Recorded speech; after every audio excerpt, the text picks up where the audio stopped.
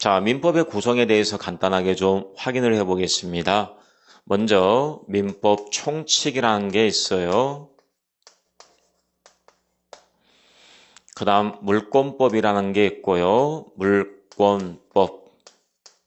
그 다음에 채권법이라는 게 있습니다. 채권법.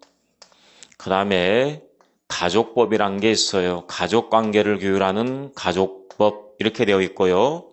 가족관계를 규율하는 가족법에는 다시 두 가지가 있습니다. 친족관계를 규율하는 친족법이라는 게 있고요. 그 다음에 사람이 죽게 되게 되면 무슨 문제가 나오냐면 상속 문제가 나오겠죠. 그래서 상속의 문제, 상속법 이렇게 구성이 되어 있습니다. 그래서 민법 총칙, 물권법, 채권법, 친족법, 상속법 총 5개 편으로 구성이 되어 있어요. 민법은. 다만 우리 시험 범위에는 가족법은 나오지 않습니다. 범위가 상당히 많이 줄었죠.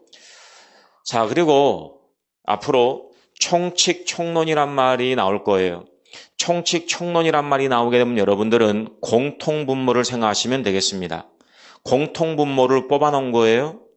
우리 민법의 가장 기본적이고 공통적인 사항들을 뽑아놨다. 이게 바로 민법 총칙입니다. 즉 물권법과 채권법의 공통적이고 기본적인 이론을 뽑아놓은 거죠. 따라서 여러분들 생각 한번 해보세요. 채권법과 물권법을 공부해야 되겠죠. 채권법과 물권법을 공부해야지만이 이것들의 공통분모를 여러분이 뽑아낼 수가 있을 거 아니에요. 그쵸?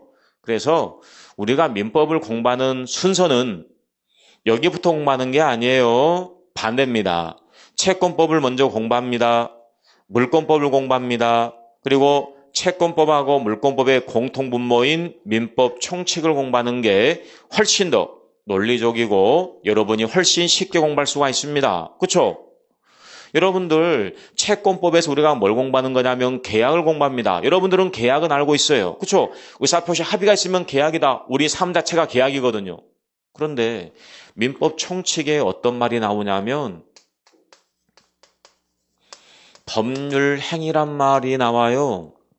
제가 법대 1학년 들어갔을 때 민법 맨 첫째 시간에 법률행위란 말을 봤어요.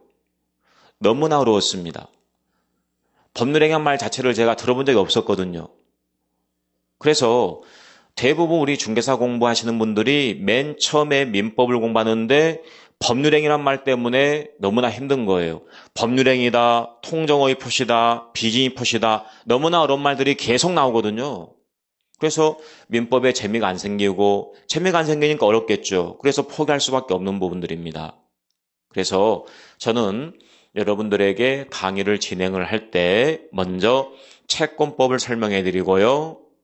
그 다음에 물권법을 설명해 드리고 채권법하고 물권법의 공통분모인 민법 총칙을 공부하게 되면 여러분께서 훨씬 더 쉽고 재밌게 공부할 수가 있고 훨씬 더 민법에 대해서 체계가 잘 잡히고 여러분께서 실력이 충분히 늘 수가 있는 부분들입니다. 아시겠죠? 자, 그리고 물권법은 또다시 파트가 물권 총론, 그 다음에 물권법, 강론 이렇게 규정이 되어 있습니다. 물권이란 게 있잖아요. 이따 제가 설명해 드릴 건데 물권법이라는 것은 물권 관계를 규율하는 거고요.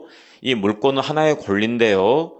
8가지 물권에 대해서 이 강론에 규정이 되어 있어요. 여기에는 8가지 물권이 규정이 되어 있다. 8가지 물권이 규정이 되어 있고 8가지 물권의 공통분모를 뽑아놓은 게 총론이 되는 겁니다. 그러니까 우리 민법의 공통분모가 총칙 맨 앞에 나왔었죠.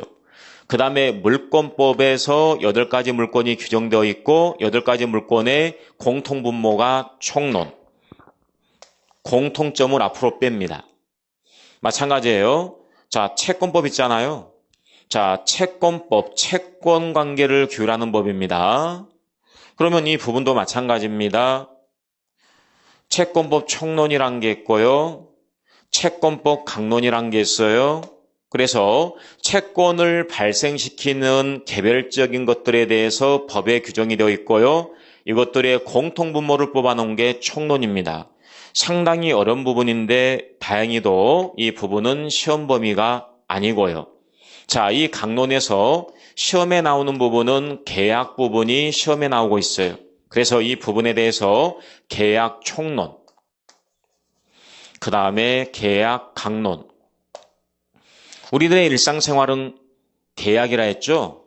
그래서 수도 없이 많은 계약이 있는데 그중에서 우리 일상생활에서 가장 빈번하게 발생하는 14가지 계약을 여기에 규정해 놨어요. 14가지 계약.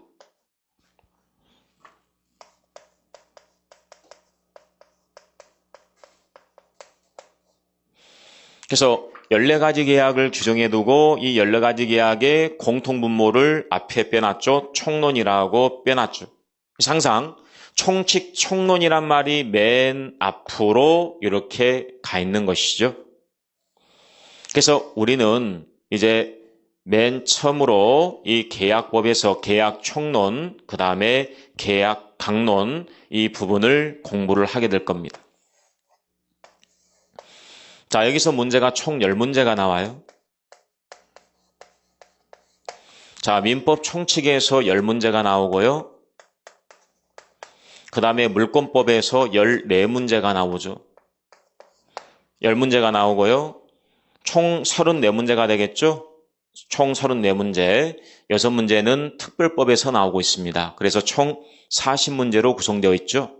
그러면 이 계약법 있잖아요. 계약법 총론하고 계약법 강론은 여러분께서 조금만 신경 써서 공부하게 되면 다 맞을 수가 있는 부분들이에요. 민법 총칙 같은 경우는 좀 난해합니다. 그래서 열심히 공부를 했을지라도 점수가 잘 안 나오는 부분이 민법 총칙이란 말이에요. 그러면 어디부터 먼저 공부해야 되겠어요? 점수가 잘 나오는 부분 먼저 공부를 해야 될 거 아니에요? 그렇죠? 여러분 책 볼 때 항상 보게 되면 민법 총칙부터 펴는 분들이 많아요. 왜냐하면 맨 앞에 있기 때문에. 그래서 열심히 민법 총칙을 봐요. 근데 공부하다 보면 슬럼프가 많이 오죠. 그래서 며칠을 쉬었어요. 다시 마음을 가다듬고 책을 봅니다. 또 어딜 펴입니까? 민법 총칙을 또 편단 말이에요. 그러다 보니까 뒤에 계약법 부분을 거의 보질 않아요. 쉬운 부분인데도 점수가 잘 나올 수 있는 부분인데도 잘 보지 않기 때문에 점수가 안 나오는 거란 말이에요. 그렇죠? 그래서 제가 여러분들 점수를 좀 잘 나오게끔 유도하기 위해서 그리고 공부하는 순서가 여기가 맞습니다. 각종의 계약들을 먼저 공부하고 그 다음에 물권을 공부하고 여기와 여기에 공통분모를 뽑아놓은 총칙을 공부하는 게 훨씬 더 여러분들에게 유리하고 법 이론상 논리적으로 맞습니다. 자, 그래서 이제 제가 여러분들에게 오늘은 이쪽 계약법 총론 그리고 계약법 강론 이 부분들에 대해서 체계를 좀 잡아 드릴 겁니다.